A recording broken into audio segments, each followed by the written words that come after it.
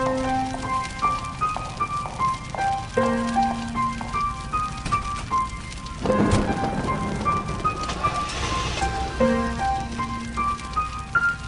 hindi inaasahang pangyayaring biglaang naganap, tila ba ang aking mundo'y nabalutan ng pagdurusa?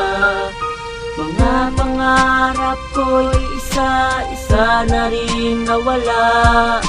Mga masayang sandali noon, ngayon ang lahat ng ito ay naglaho na. Di ba nangyayari, masaya tayong nag-uusap, nang hindi inaasahan bigla din itong mawawasak. Kaya Panginoon, bakit agad nyo siyang kinuha? Ang nag-iisang babae sa buhay ko'y nawala. Eto ba ang parusa sa aking mga nagawa? Kung kailan malapit na ang araw ng aming kasal, kala ko matutupad na ang aming mga dasal, na kami ang bubuo ng kakaibang pamilya. Ang pagkawala niya sa akin, hindi ko to makakaya. Pero kung bibigyan ako ng isang pagkakataon, itatama ang lahat ng kasalanan ko noon, nang hindi natatamasa kung anong meron ngayon. Ganto ba talaga ang buhay, hawak ng Panginoon? Kung ibibigay sa akin ng isang kondisyon, mas pipiliin kong ako na lang ang siyang unahin, kaysa naman sa taong meron pang gustong gawin. Sa hindi inaasahang pangyayari biglaang naganap,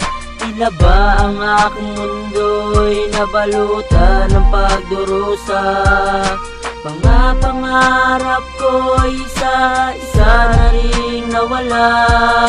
Mga masayang sandali noon, ngayon ang lahat ng ito ay naglaho na. Mapait ang tadhana para sa ating dalawa, hindi ko man lang nasabi ang tunay ko nadarama. Ilang dasal pa ba ang kailangan kong bigkasin, na sa ganon ay malaman mong ikimahal ko rin? Isang trahedya nakatanim sa aking isipan, isang pangyayari na kahirap malimutan. Sa isang iglap ay bigla ang mawawala, ang lahat ng mga pangarap bigla ang mawawala. Ngunit tila mapaglaro sa atin na kabanata, nagulat na lang akong ikaw na alaman ng balita. Halos di makapaniwala at parang hindi totoo ang lahat ng mga pangyayari sa akin. Pagsubok pa to na dapat kong lampasan at dapat kong matakasan, na sa ganun ay malampasan na sakit na nakaraan. Palagi na naman nakatingin sa itaas, na sana balang araw ako ay makatakas.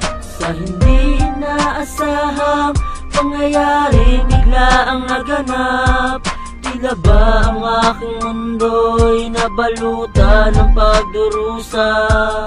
Mga pangarap ko'y isa-isa na rin nawala.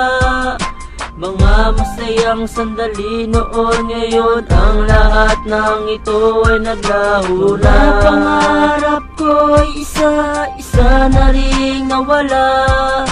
Mga masayang sandali noon, ngayon ang lahat ng ito ay naglaho na. Sa katiting na problema na hindi na pag-usapan, wala nang pangungusap na dapat na pag-usapan. Kahit pa na kausapin na kita ng masinsinan, ngunit pilit akong iniiwasan. Tumawid papalayo at di alitan ang panganib na sa'yo'y papalapit. Mabingi sa sigawan ng marami, ako'y nalumo sa aking mga nakikrawan mo. Walang buhay sa aking tumambay. Ibig nating dalawa ay biglang naglaho na, nang pinaghiwalay tayo dalawa ng masamang trahedya. Di ko alam kung bakit naman sa ating papagsasama, na dumanas na ng hirap at pununan ng ligaya. Sa pangarap nating dalawa na magkaroon ng isang supling, natutulog na lang ako sa gabi na hindi na kita kapiling. Nakagustuhan natin magkaroon ng isang masayang pamilya, at sa aking pag-iisip ay ayoko na maalala. Siguro hindi talaga tayo ang nakatadhana, at ang aking puso na durog ay binaon ko na rin sa lupa. Ang damdamin kong ito umiiyak na sa kalungkutan, buhat na mawala ka sa piling ko, ako'y nangungulila.